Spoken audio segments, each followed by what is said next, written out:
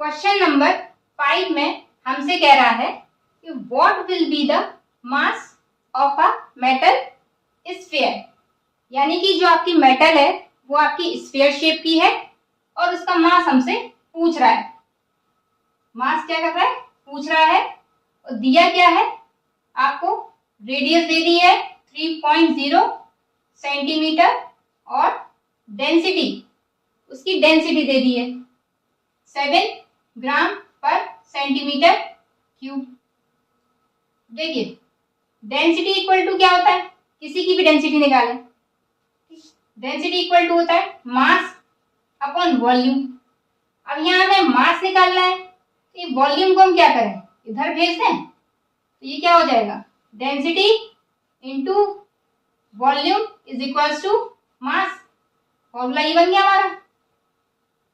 ठीक है, अब हम इसी में वैल्यू पुट करेंगे।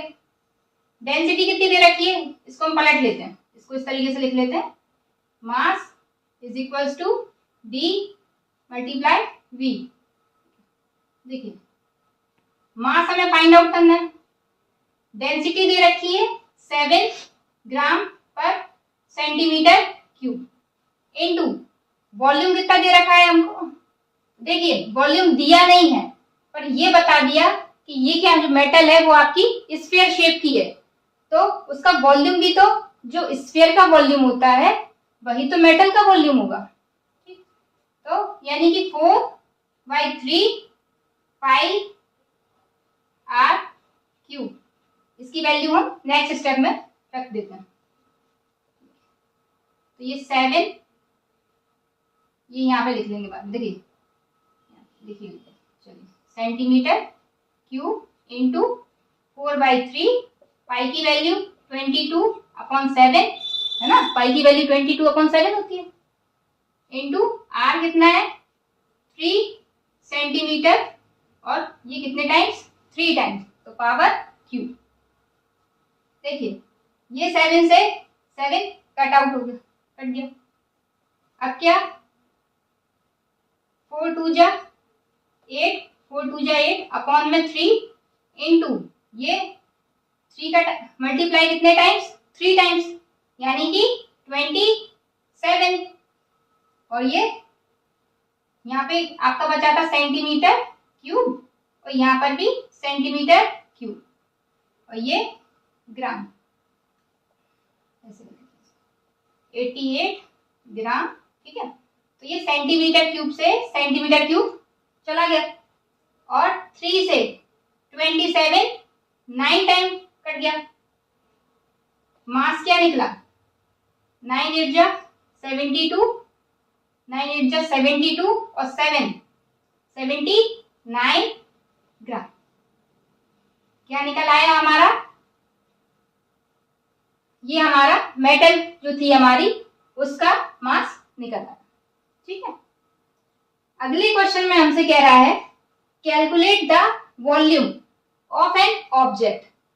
बिल्कुल यही सेम, अभी हमें पहले जो हमने क्वेश्चन किए थे उसमें हमें मास और वॉल्यूम दे देता था तो हम डेंसिटी निकाल लेते थे। अब इस वाले क्वेश्चन में क्या दिया था, उसने डेंसिटी और वॉल्यूम दे दिया था तो हमने मास निकाल दिया। वही क्वेश्चन इसी फॉर्मूले से अब हम क्या निकालेंगे, वॉल्यूम। तो क्या होगा, v इधर चला जाएगा और d नीचे आ जाएगा।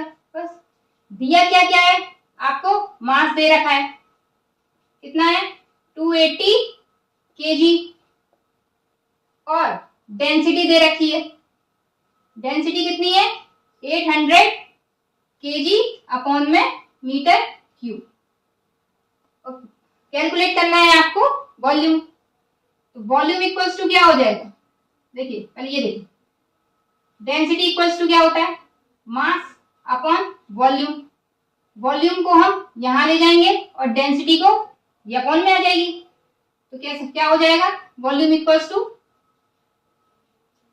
मास अपॉन डेंसिटी। ठीक है, अब हम इसमें वैल्यू पुट कर देंगे, v इक्वल्स टू मास कितना है 280 kg और डेंसिटी क्या है आपकी 800 kg पर मीटर क्यूब। केजी से केजी कट गया, ये मीटर क्यूब, ये कहां चला जाएगा ऊपर, और ये एक जीरो से जीरो चला गया, ठीक है। और देखिए ये आपका बचा है 28/80 और ये मीटर क्यूब।